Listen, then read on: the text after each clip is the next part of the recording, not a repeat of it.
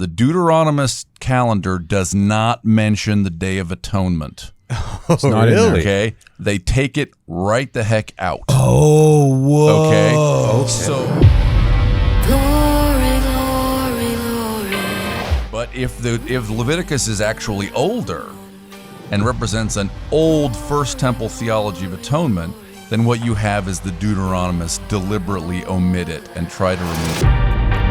So which do you think it is? Do you think the Deuteronomists deliberately omitted Azazel and the escaping goat representative of Jesus Christ from the calendar? Or do you think that it was a comedy of errors? What do you think? The following is an episode of Ward Radio and does not represent the thoughts or the opinions of KHTS, its owners, or any of its affiliates, nor does it represent the official opinion of the Church of Jesus Christ of Latter-day Saints. With that said, sit back, relax, and enjoy the program. Glory, These things were taught before the foundations of the world and what we would say in the pre-earth life by the angels. Now that's Jubilee's contention. It's like a different version of Genesis. Dude. Welcome, ladies and gentlemen, back to Ward Radio. I am your host, Cardinellis. Today I'm joined in the studio by Brad Whitbeck, Hayden Paul, Dave Butler, and Mike Day, authors of a new book coming out titled In the Language of Adam that you guys are going to have to check out now. Super intriguing deep dives of new light that the Book of Mormon sheds actually on the Bible. And one of those additional lights shined on the Bible is the erasure of Jesus Christ from the Old Testament.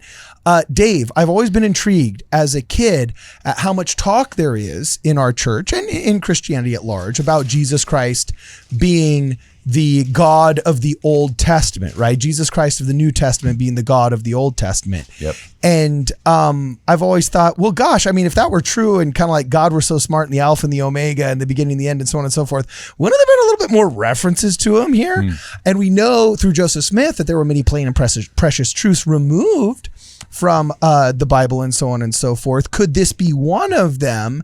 And were nefarious people actually targeting his erasure from the Old Testament? So when you strolled into the studio and in the green room, you were telling me that Wait, this room's green?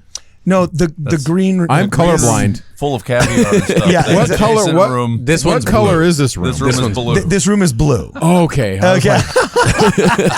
sorry, I'm tripping out right Did now. we just have it's that's really funny. I've never had a colorblind person stress out in my I'm a studio. mess. Yeah. That's hilarious. No, the green room is generally the waiting room where the talent waits before they come on stage.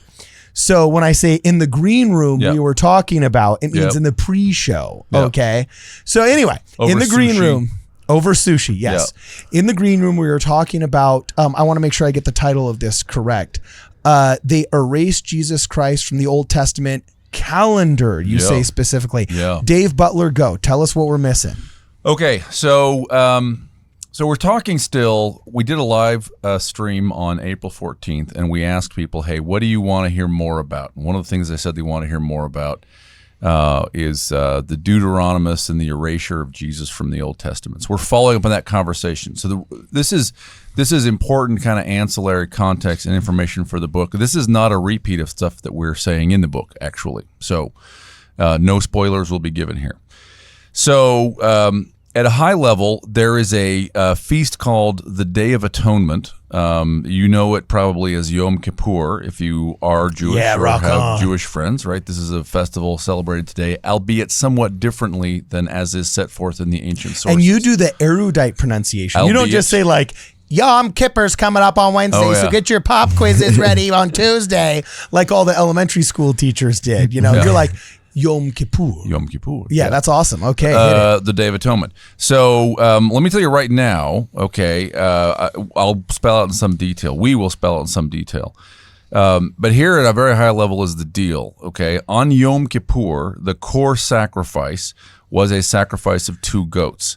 If you have been watching all of the video posts we put together, okay, one of the things you have heard us say is that Jesus appears in the Old Testament as one of a pair of serpents, okay?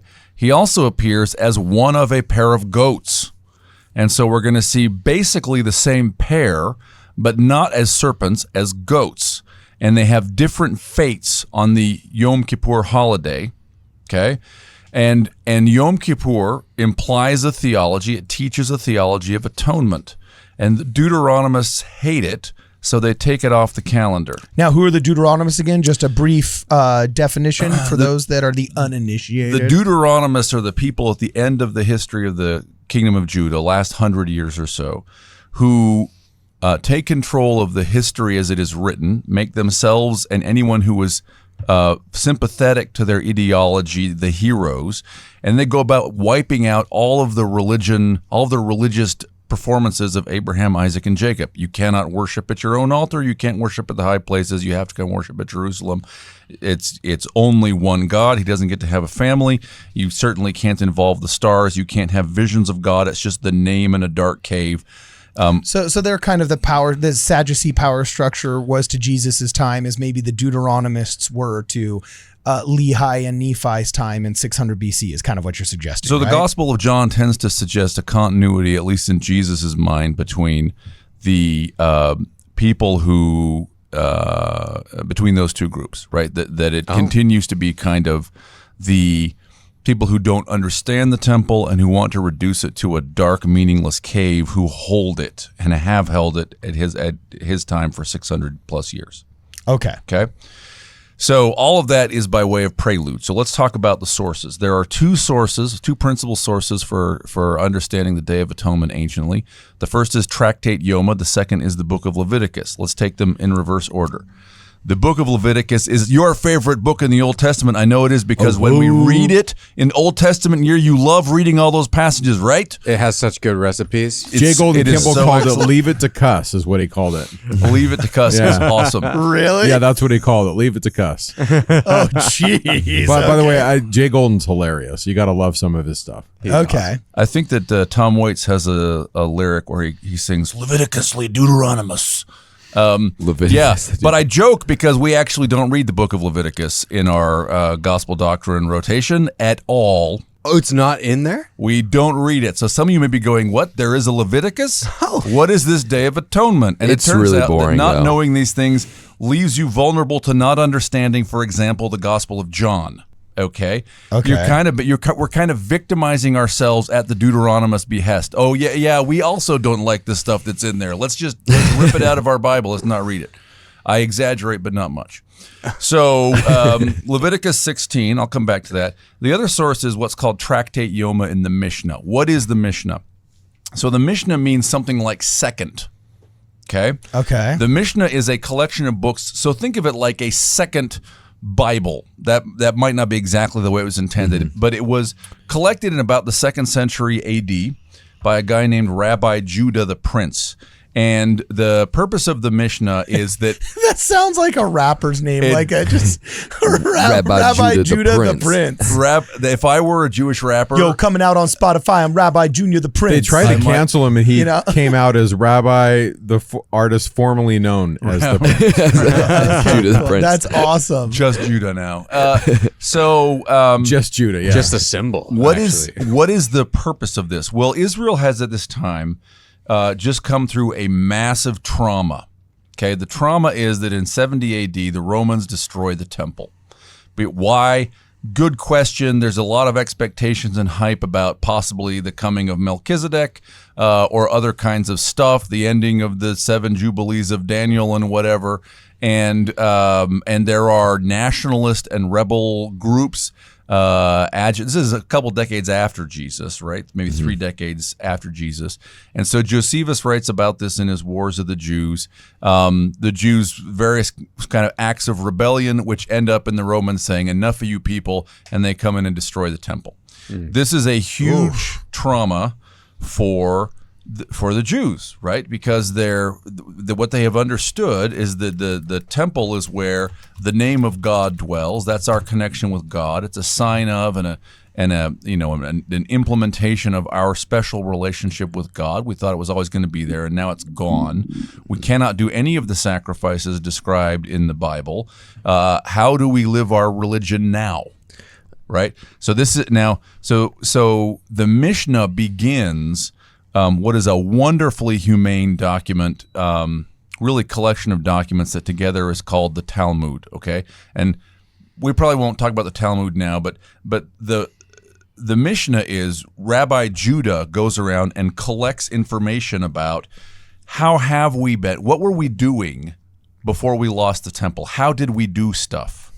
Okay, and so it collects 2 generations worth of teachers, the Amoraim and I'm forgetting the Gaonim, maybe? I'm forgetting the name of the other generation of teachers, the earliest generations of teachers after the destruction of the temple, with their memories of how did we do the various festivals and other aspects of our religion, okay, before the temple fell. In other words, the Mishnah records the Jewish memories of what was our religion in the time of Christ. Okay, so that's what's in the Mishnah. Now, I say it's the beginning of a wonderfully humane document because that evolves, it gets an additional layer of commentary on it, in which together evolves into the Talmud. And the Talmud is not like the Bible, and the Mishnah is not like the Bible. The Mishnah is not revelation. It is it's recollection. Well, it's recollection and it's dialogue and debate. So it's, how many, I'm just going to make this up, right? But like, how many steps can you walk on the Sabbath? Well, Rabbi Hillel said such and such because of this. Rabbi Shammai said, but on the other hand, this because of this. Rabbi Baruch said, but you are forgetting Joshua, son of Nun. Oh, so they're all just subtweeting each other. So that's what it reads like. So it's kind of, that is correct. It's So also Mishnah kind of a commentary. subtweets. It's kind of a commentary. The Torah is like the hard law, and then the Talmud or the Mishnah is kind of the commentary on that, right? It's a commentary on how it was implemented at the time, Yeah. right? It records this debate, and the underlying basic debate is really, what do we do now? There's this cosmic wound, okay? So, I mean, like, imagine that, like, something blasted every LDS temple out of existence and also said you can't have them anymore. Oh, shoot. Right. So and we don't get an answer out of the first presidency because that's not who we are. We like discuss it. And so we collect in a volume the discussion of what do we do. Okay. That's what the Mishnah is. It's divided into tractates. A tractate is like a book. Okay. So, and one of the tractates is, I can't remember, 20 or 4 or 48 tractates? 48 tractates, maybe? I don't remember, man. Some number of tractates. It's like a book. Tractate Yoma. Yoma is Aramaic for day. Tractate Yoma is the book of the Mishnah that is all about the Day of Atonement. Okay? So that is a source. When is this? Now notice the dates on these. So Leviticus is supposed to be in Moses' time, right? And now for a while, critical scholars thought, it's quite late.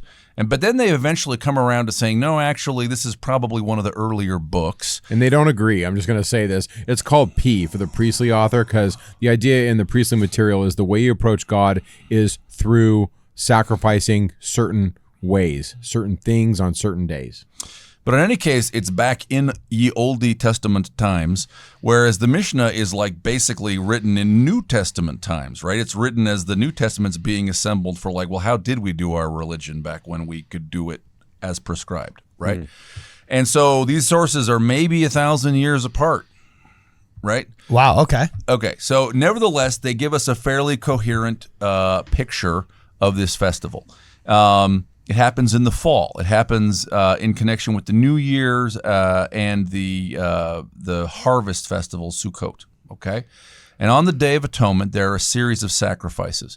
The key one is the 2 goats. That's the one I want to talk about. But there is a bull. Well, there's a ram, a burnt offering. There's a bull, and the priest sacrifices a bullock for himself. Okay. That's Leviticus 16 verse 6. And the blood is the atonement is made by taking the blood of the 2 sacrifices, the bullock and one of these goats, and sloshing them at specified places, including on the Ark of the Covenant. Whoa. And by the way, that's kind of why it's Yom Kippur. It comes from kafar, which means to cover. So we're covering the covering because the lid of the ark was called like the covering, so we're covering the covering. Okay, but we're also a third level blood. pun is we're covering our sins with the blood of this animal. Okay. So one thing that Tractate Yoma tells us is this is actually where it talks about the foundation stone, okay, the stone in the Holy of Holies, which is not specifically mentioned in the Old Testament in the descriptions of the building of the temple. It's in Tractate Yoma because the point is we have lost the ark. Where did we slosh the blood in the Day of Atonement? Answer, on the stone, because that was where the ark sat. So in the time of Jesus, they didn't slosh it on the ark, wasn't there. They put it on the stone instead. And as a side note, the stone that David purchased at the end of Samuel was purchased from a dude whose name means ark. It's a pun on the word ark. Aronah, and the word Aaron is ark. So there's some punning going on. The idea is it's the place where the ark goes, on this stone. The Eben Hashtia or the Eben Shatia, the foundation stone, the navel of the earth. When the waters of the flood receded, the first land to kind of peak up when that water went down is the place where Abraham sacrificed Isaac, where the threshing floor was, that David purchased, where the Holy of Holies is. Wow. Okay. So the high priest comes out of the tabernacle or the temple, and he's fully clothed in clothing that matches the veil. It's described as being made of the same fabric and colors as the veil. He comes out, and there are two goats, and he draws two lots, okay? And one goat is said to be, and this is the King James translation, Leviticus 16:8, I think. Yeah, Okay. it is. It says Looking it up. one goat is for the Lord, and the other goat is for the scapegoat. Now, I'm going to comment in a moment on those translations. I think there's a better understanding for them, okay? There's a different and a Christian understanding of them. So, in other words, one goat is chosen, or these two goats are assigned into two roles. This is the one time in the year, announcing this lot is the one time in the year when the high priest says publicly the unspeakable name of Yahweh. And when he does, this is in Tractate Yoma, everybody falls down. Okay? When you say on the Day of Atonement, before the sacrifice, when you say the name of the Lord, the response is people fall down. And this is a huge deal to John, we're going to see in a bit. We're going to come back to the Gospel of John. Okay. So now, what do you do with these sacrifices? Well, the goat that according to the King James is for the scapegoat. By the way, the scapegoat translates Azazel. Okay, is released into the wilderness. Now, according to the Tractate Yoma, it's more than that. It's led out and hurled down into a canyon to its death. Okay. Jeez. Yeah, Cast it out. doesn't. Gotcha. Yeah, You thought you were it's cast escaping. out. It's kind of like Lord of the Rings, too. If you remember the scene where they light the fire on the mountain and then a long distance away they light the fire. The idea is Azazel goes and keeps going, and then you kind of give a signal to the mountain, hey, we're down here, and it keeps going, and then it goes to the next mountain. And then finally, at some distance, they violently throw Azazel off the cliff, and then you signal all the way back to the temple. Azazel's been thrown off the cliff. But Leviticus just says he's released, right? He's cast out of the camp. So the goat for Azazel is cast out of the camp. And some commentaries talk about this and say, oh, well, this is ancient. Israel is sacrificing to a demon Azazel. Okay? This is probably not the answer. We'll talk about it in a minute, a better understanding. Then the goat that is for the Lord is sacrificed, okay? And its blood is then spread in the same places where the bull's blood was spread. So the blood of the goat is spread on the ark and on the temple, and the blood of both is smeared on the altar outside, and that creates atonement, okay? Now, and what does atonement do? Atonement is the covering of sins. It is the release from sins. Okay, this is how we would say forgiveness is effected. Okay. Now, there's something really interesting we need to see about verse 8. Okay, which says that there was a goat for Azazel and a goat for the Lord. To give okay. Le is the preposition in Hebrew, okay, which is translated by for. It can mean for, but it can also mean to appoint as, which means that verse can just as easily mean that these two goats are taken and one is appointed to be Azazel and one goat is appointed to be the Lord. Oh, and that makes it make more sense because then Azazel being cast out. Now it starts to sound like Jesus, doesn't it? Because what happens to the goat who is named Azazel? Now the story of Azazel appears in 1st Enoch. Azazel there's two different accounts of the rebel angels who rebel against God, and one of them, the leader of the angels, is named Semiaz, and the other it's Azazel. Yeah. Okay.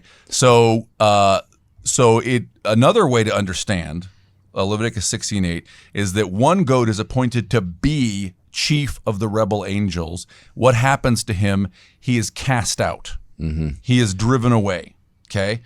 The other goat is appointed to be Yahweh, to be the Lord.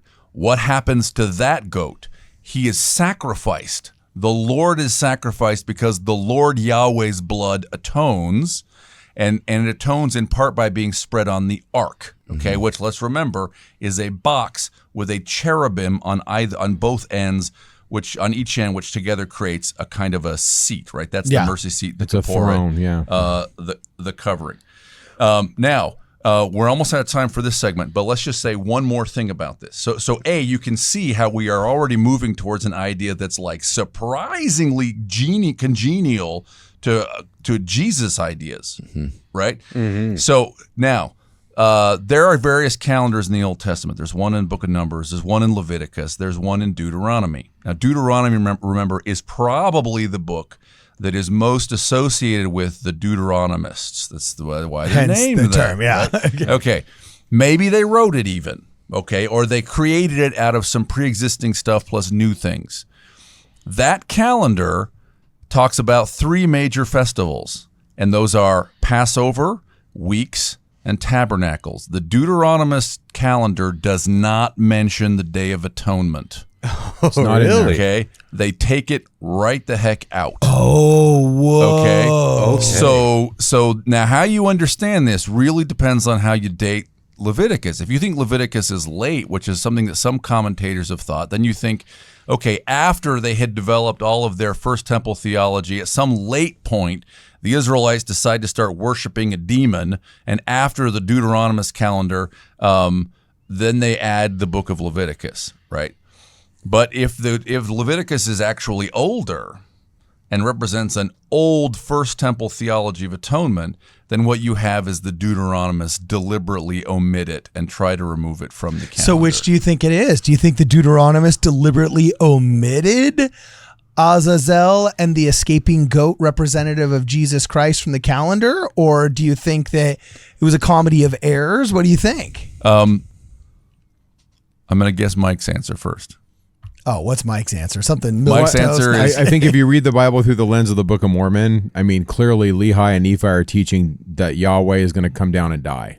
And so to them, they're like, I mean, if you use that as a lens. So when I Jonah love it. Barnes says the most important book of our religion is a book that nobody has read yet, the apocryphal Genesis that Lehi was obviously subscribing to. I think there's And- a lot to talk about there. That's super interesting. And he knows, like, just like Don Bradley was able to reconstruct the lost 116 pages from his explorations of the Apocrypha, Jonah Barnes believes that he has an idea of what was contained in the apocryphal Genesis that must have come from the Northern Kingdom, must have come from the area that Lehi was his, land of his inheritance, and so on and so forth, and must have had kind of, I don't want to say a more pure, more orthodox, but maybe an older, like you might a different say, view, like a different one different for view. sure. I'll give you an example. For example, in Jubilees, you don't keep these feasts because of Moses, because Abraham practiced them, even though it's not in Genesis. And the answer in Jubilees is because the angels before the beginning of time practiced these things. These things were taught before the foundations of the world, and what we would say in the pre-earth life by the angels. Now that's Jubilees contention. It's like a different version of Genesis. Dude. Wow. That's Okay. awesome. I gotta tell you right now, Calendar stuff? It's just Jubilee's contention is that Genesis isn't the whole story. That's kind of what I'm saying. Another Okay. way to read Genesis. Fascinating. I have never been more excited to come back from a commercial break. For this and more, guys, please check us out at wardradio.com.